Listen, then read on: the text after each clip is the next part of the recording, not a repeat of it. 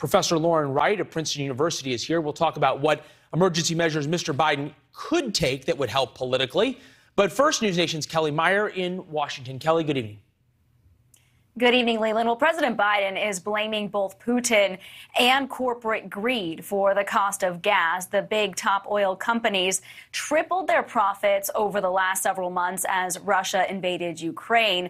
Those executives from Shell to BP to Exxon and more all getting a letter from President Biden asking them to explain, quote, the disconnect between the price of oil and the price of gas. He's asking them to pump out more gas, a hard sell after accusing them of price gouging. And the oil and gas industry says it wants to play ball, but they're really just frustrated at this point. You can't just flip a switch and bring a refinery that closed back online. We haven't constructed a new refinery in this country since the 1970s. Part of the reason for that is the policy environment. We've proposed policies that would move us away from oil and natural gas use here in the United States. Leland, these groups blaming the Biden administration for cutting back their capacity, limiting their ability to produce more, and helping at the pump here. Yeah, you can have some of the things, just not all of the things it appears the Biden administration wants. Kelly, great reporting. Thank you very much. With that, we bring in Professor Lauren Wright, political scientist at Princeton and a great friend of the show. Lauren, you're an expert in polling. 50% of Americans blame the Biden administration. 32% blame Putin and the war for the price of gas. 13% blame both. That's 63% who blame the Biden administration. Oil and gas companies didn't make it on there. Why aren't Americans buying what the administration is saying? Well, because these solutions, namely the letter to the oil companies, shifting blame to different parties, as you just mentioned, sanctions on Russia, stopping imports, now trying to increase production here. Those messages are all very different. They're hard for people to follow, especially considering the administration's environmental agenda. And these are international problems that require international solutions that the president doesn't really have control over. And that was the case long before we saw these record high prices. There was going to be a production issue after COVID, no matter what. And so people can see that. They know that this is sort of baked in to a certain extent. And so the question rises, well, why didn't you do something sooner? Why did you not anticipate this? And there's certainly some Democrats, including the president's own energy secretary, who seems to think that high gas prices are perhaps even a positive, not a negative. Take a listen. And unfortunately, there's not a quick fix. However, your point about also accelerating our progress toward clean energy is very, very important. We don't want to be under the thumb of petro-dictators, globally or in the United States. We don't want to be at the whim of the volatility of fossil fuels like we are right now. Can you have his cake and eat it too?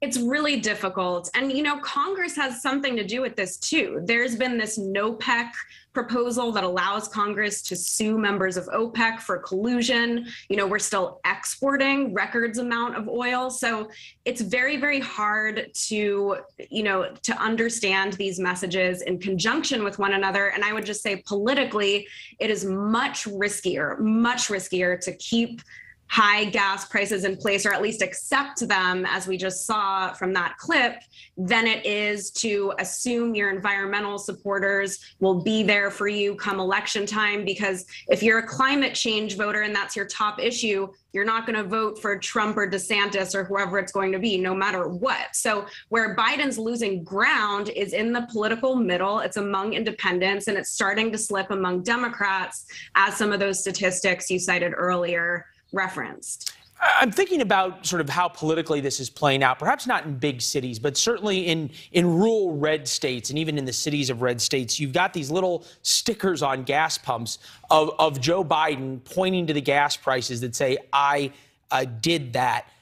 You could almost wonder who will be the person who is able to do the I fixed that sticker and be able to put that on. The question, I think, would be, at this point, does the president have a choice of a break glass, do anything kind of thing, the way Jay Powell does, and raise interest rates. In that, does anything get fixed before November and he just has to continue to double down for his base?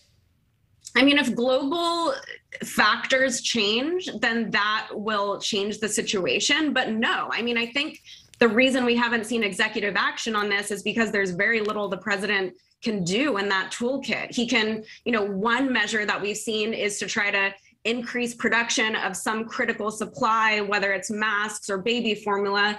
But the problem is these refineries are already at maximum capacity, a lot of them. And so the traditional tools are not available immediately. Let me flip it around just from the difference between policy and perception, right? If he flipped it around and said tomorrow, Operation Warp Speed, in the same way we develop vaccines, we are going to develop massive domestic energy production.